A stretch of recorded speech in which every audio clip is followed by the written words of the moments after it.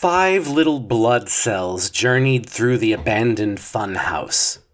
The carnival was still operational. Wasn't one of those Halloween setups like Happy October or whatever, but only this one ride was... Well, realistically, it's not a ride. It's a stroll? It's a slightly perplexing stroll?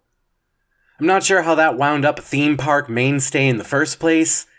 Like somebody wanted a very reflective home, but they cheaped out and ordered bad mirrors.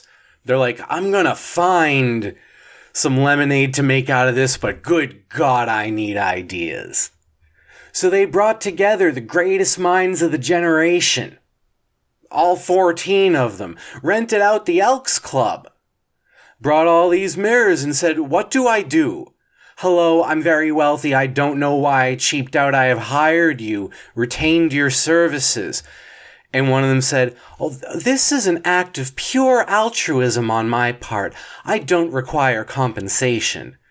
And the mirror purchasing person thinks to themselves, ka-jackpot, because they're not rich. That's a lie. They just know that true intelligence is linked to kindness and empathy, because if you can't understand the feelings of others and sympathize with their plights, it's indicative of a lack of imagination, means you're probably kind of a doo-doo head in the first place, not just from the personality standpoint, but the material composition of your thinking apparatus. So all 14 of these geniuses, like especially after that first dude said, I'm not taking your money, the rest of them at least felt guilted into it. They're like, what precisely is it that you need? Your Craigslist post was rather vague. Mirror purchaser says, all right, let me break it down for you. And then they did. Like, I would tell you word for word what they said, but I've already laid out the problem, and there would be kind of a redundancy issue here. The sort of thing where I kind of now want to go back and edit what I said before, so I can make it a climactic build-up to them telling these genetoids, but I'm speaking, and that's not a functionality that speech has, or that time has. So you'll have to take my word that they explained what I explained to you, and I just ask for your, non-doo-doo headed empathy for my poor planning and delivery of this tale that I promise you is still gonna be about blood. So, genius number 4, not in terms of rank, genius isn't so cut and dry a proposition. There are many different directions that genius can flourish. It doesn't all bend toward the sun. This one happened to be a goth chick. She went by Corvina. She had one blue contact lens in, and she smelled of cloves. She says, messed up mirrors? Secretly dope as hell. And the other geniuses all nod in instantaneous agreement. Mirror purchaser says, what do you mean? They're bad at their job. Corvina says, look, lots of things are bad at their job, and as a result, become interesting. The divorce of form from function invariably births novel functions. Do you know that one day there was a sockstress? The sock... Look, you can morphologically piece together what a sockstress is. There was a sockstress who got real sleepy and also, like, the courts couldn't prove it, but maybe kind of baked on the job, was trying to sock it up, and a bit of a blackout. Sure, she was just tired, though. And the next day she looks, and there's these nubby floppy bits on the sock rims, and the body of the sock is all stubby and stout. Oh no, this is terrible. What are we gonna do? Throws it away into the street. And then a chilly individual walks by, picks it up, looks it over. Sockstress says, don't even bother, I'm so sorry, it would be a waste of your foot to... Then the guy slips it over his hand, and that's where gloves come from. So, what fresh gloves will we make of your reflective socks? Genius number 6 says, well, let's see if there's a practical use. This genius was actually a fisherman. He was the first one to discover that if you rub honey on the fishing line, then it's gonna hurt and you shouldn't do that. He says, could these be mirrors for short people? They make it look like you're taller, could be a self-esteem boost, could be a psychotherapeutic mirror. Mirror purchaser says, but some do the opposite. You think Shaq wants to feel like he shrunk? Well, genius number 7 is about to chime in when all of a sudden a bunch of bees show up at the door, swinging around sacks of flour and saying, "Can we make a dessert in the back?" And look, people are afraid of bees. Even geniuses who are like, ooh, ecologically vital. You want your flowers, gotta have bees. Won't hurt you unless you come at them with the Freddy Krueger mask and a backpack full of fireworks. They'll still be concerned when a hive's worth of bees demand kitchen access. Corvina says, you can have whatever you need. I've got eggs.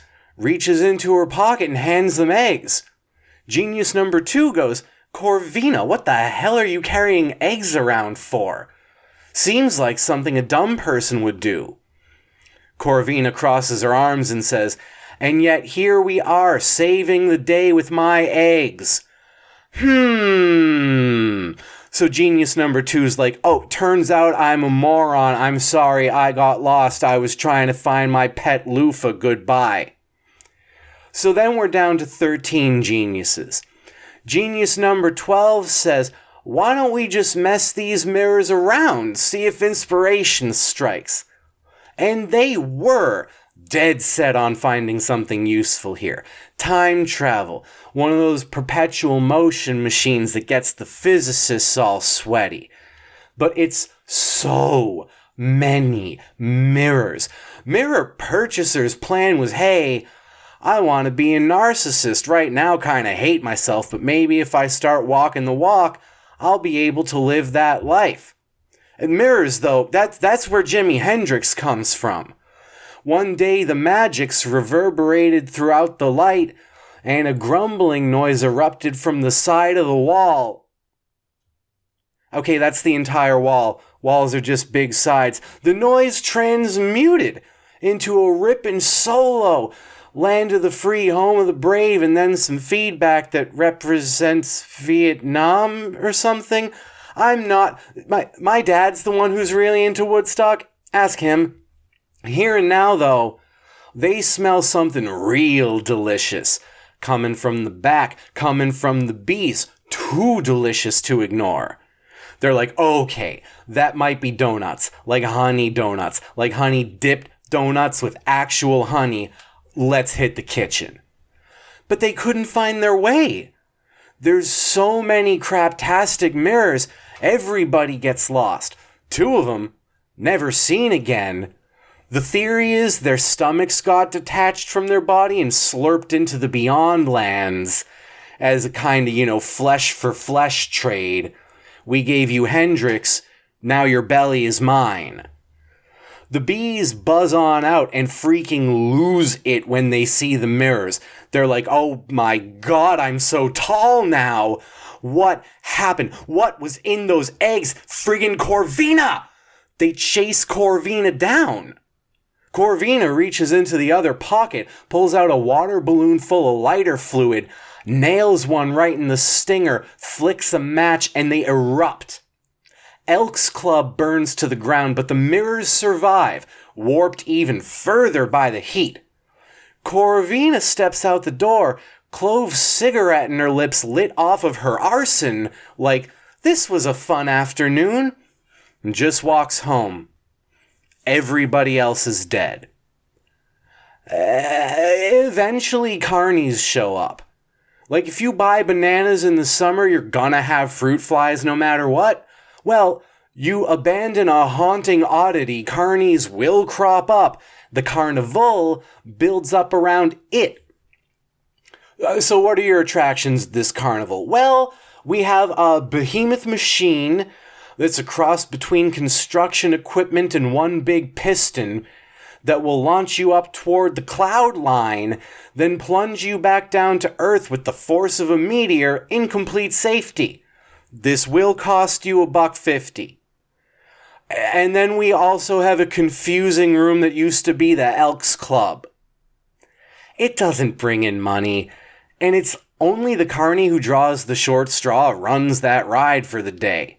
Well, one day, somebody draws the short straw, decides, I'm not friggin' doing it, and nobody even notices. And it's just sort of there now.